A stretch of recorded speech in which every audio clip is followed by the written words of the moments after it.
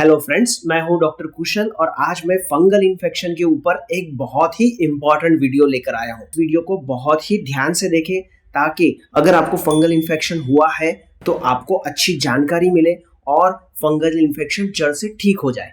Hello friends, India में पिछले कुछ समय से फंगल इन्फेक्शन यानी दांत की बीमारी काफी लोगों को परेशान कर रही है। दांत खुजली यानी ही फंगल इन्फेक्शन बार बार पलट कर आ जाता है। दवाई खाने पर या कुछ क्रीम लगाने पर थोड़ी दिन के लिए आराम हो जाता है, पर कई लोगों को यह प्रॉब्लम बार बार पलट कर आ रही है। ऐसे में कई लोग मुझसे घरेलू नुस्खे, होम रेमेडीज या आयुर्वेदिक फार्मूला या आयुर्वेदिक दवाई पूछते रहते हैं। इसीलिए ये इम्पोर्टेंट वीडियो मैं आपके लिए लेके आया हूँ। आप इसे ध्यान से देखना, ये आपको बहुत फायदा करेगा। इस वीडियो में हम होम रेमेडीज, आयुर्वेदिक जड़ी बूटियां, क्रीम, पाउडर के बारे में जानकारी बता रहा हूँ, जिन्हें आप 3 नियम शर्तों के साथ सेफली यूज कर सकते हैं, जो कि मैंने इस वीडियो के अंत में बताई है। इन नियम शर्तों के पालन किए बिना कोई भी होम रेमेडी या जड़ी बूटी का प्रयोग ना करें। तो चलिए शुरुआत करते हैं सबसे सिंपल होम रेमेडी से। पूरे इंडिया के सभी घरों में ये अवेलेबल होगी और बहुत ही सिंपल है।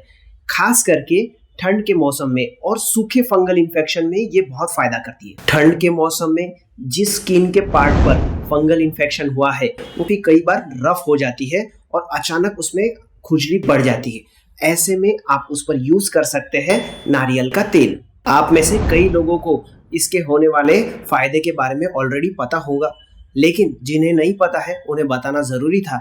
इसलिए मैं बता दूं कि फंगल इन्फेक्शन पर आप नारियल का तेल डायरेक्टली लगा सकते हो। इससे खुजली तुरंत कम हो जाती है। इस तरह के कड़क सूखे फंगल इन्फेक्शन पर नारियल का तेल लगाने से सूदिंग इफेक्ट आता है।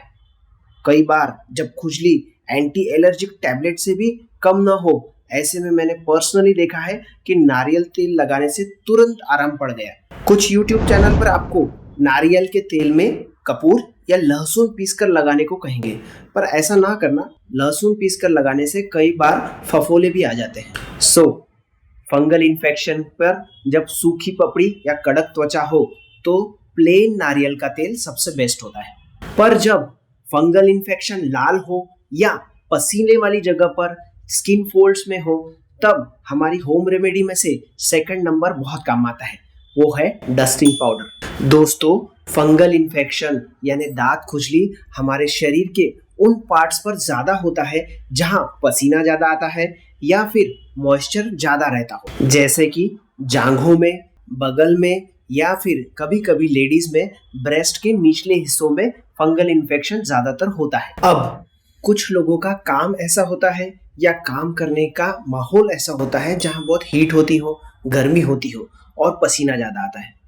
कई लोगों को तो नेचुरली पसीना ज्यादा आता है, उनकी प्रकृति ही ऐसी होती है। ऐसे में फंगल इन्फेक्शन बार बार पलट के आने के चांसेस बहुत ज्यादा होते हैं।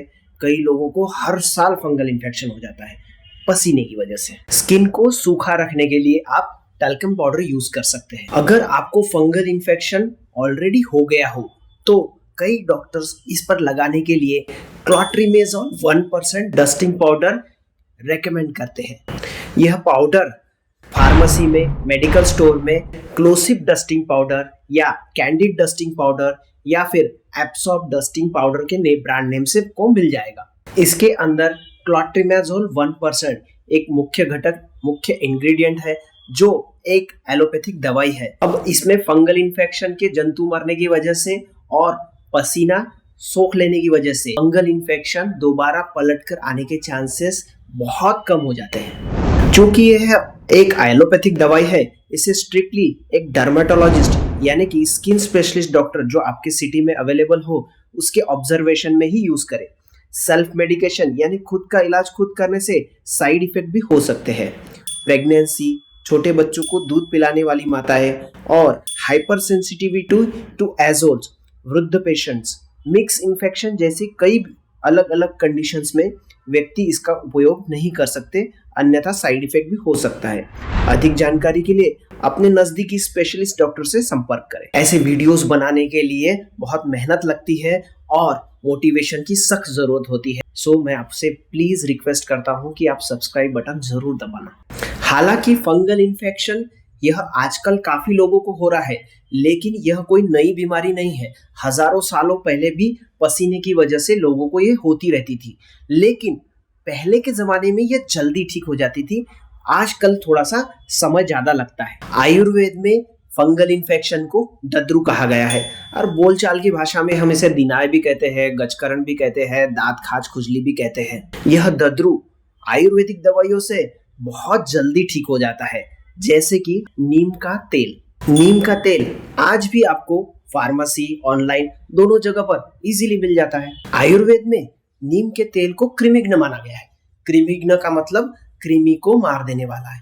बड़े बड़े त्वचा के रोग, दांत खाज खुजली, दद्रु, दिनाय और यहाँ तक के पुराने घाव भी नीम के तेल से ठीक हो जाते हैं। अब नीम के तेल की तासीर थोड़ी गर्म होती है।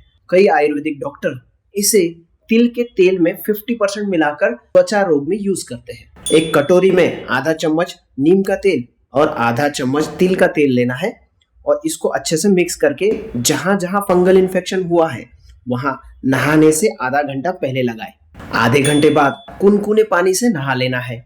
बाद में बॉडी को टॉवेल से अच्छे से सुखा लेना है और कॉटन के ढीले हवादार कपड़े ही पहनना चाहिए। अब ये आयुर्वेदिक नुस्खा आप लगातार 10 दिन तक एक आयुर्वेदिक डॉक्टर के ऑब्जर्वेशन में यूज कर सकते हैं। कई आयुर्वेदिक डॉक्टर्स तिल के तेल और नीम के तेल के कॉम्बिनेशन की जगह पर नीम का तेल प्लस उसमें थोड़ी सी हल्दी डालकर लगाते हैं।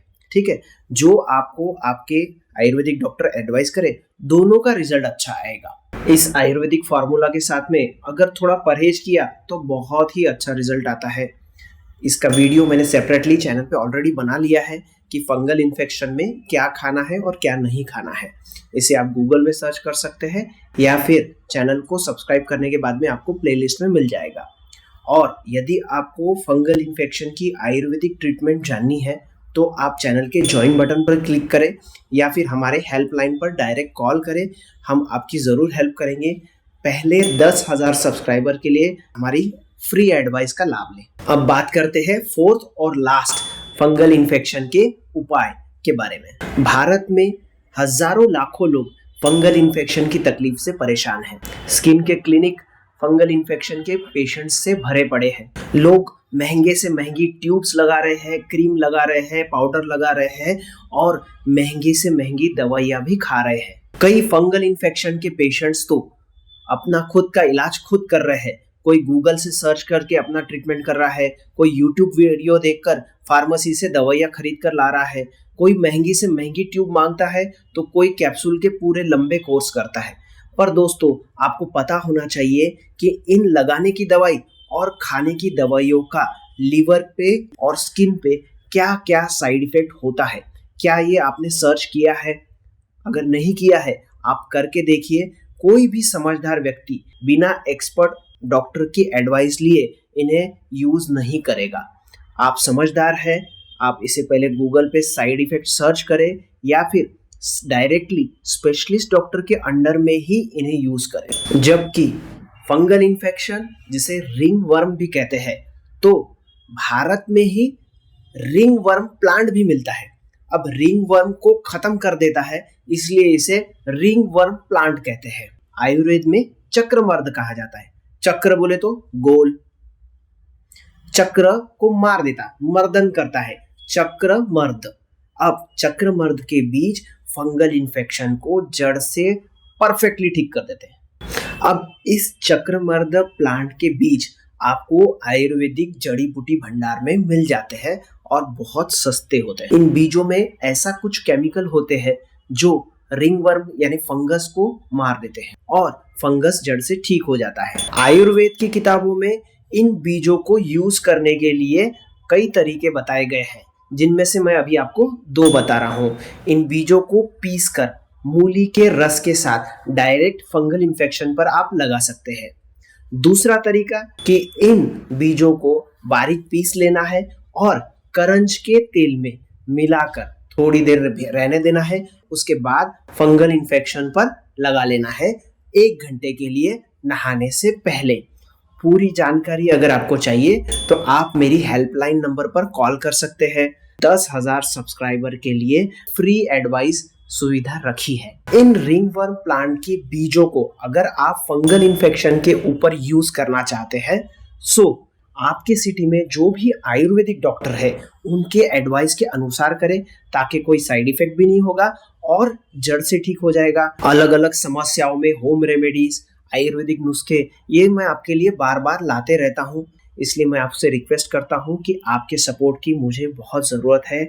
इस वीडियो को कम से कम 10,000 लाइक्स ज़रूर देना और 1,000 सब्सक्राइबर भी ज़रूर करना। होम रेमेडी, दवाई, आयुर्वेदिक जड़ी बूटी के नुस्खे इस्तेमाल करने के नियम और शर्तें ज़रूर ध्यान से देखें।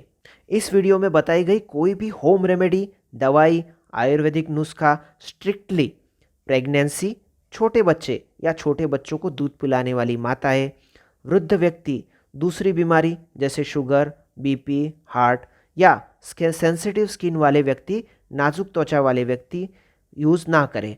चेहरा, आँखों के पास या गुप्तांगों पर, नाजुक त्वचा पर इसका प्रयोग बिल्कुल ना करें।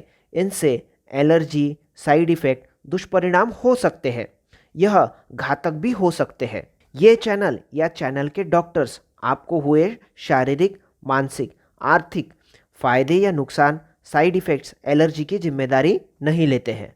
इस वीडियो में बताई गई जानकारी लोगों को सिर्फ अवगत कराने के लिए, आयुर्वेद के प्रचार और प्रसार के लिए है। इसे मेडिकल सलाह के रूप में न लिया जाए। इस जानकारी को किसी के इलाज करने के लिए प्रयोग ना करें। आपको आपकी हर बीमारी की चिकित्सा सलाह रजिस्टर्ड मेडिकल डॉक्टर से ही करानी चाहिए। इस वीडियो में चिकित्सक के द्वारा बताए गए प्रोडक्ट, घरेलू नुस्खे, आयुर्वेदिक नुस्खे, दवाई, होम रेमेडी, आयुर्वेदिक विशेषज्ञ डॉक्टर या स्किन स्पेशलिस्ट या आयुर्वेदिक विशेषज्ञ डॉक्टर की सलाह अनुसार ही करें। यह वीडियो में कही गई बातें सेल्फ मेडिकेशन यानी खुद का इलाज खुद करने के लिए बिल्कुल नहीं है।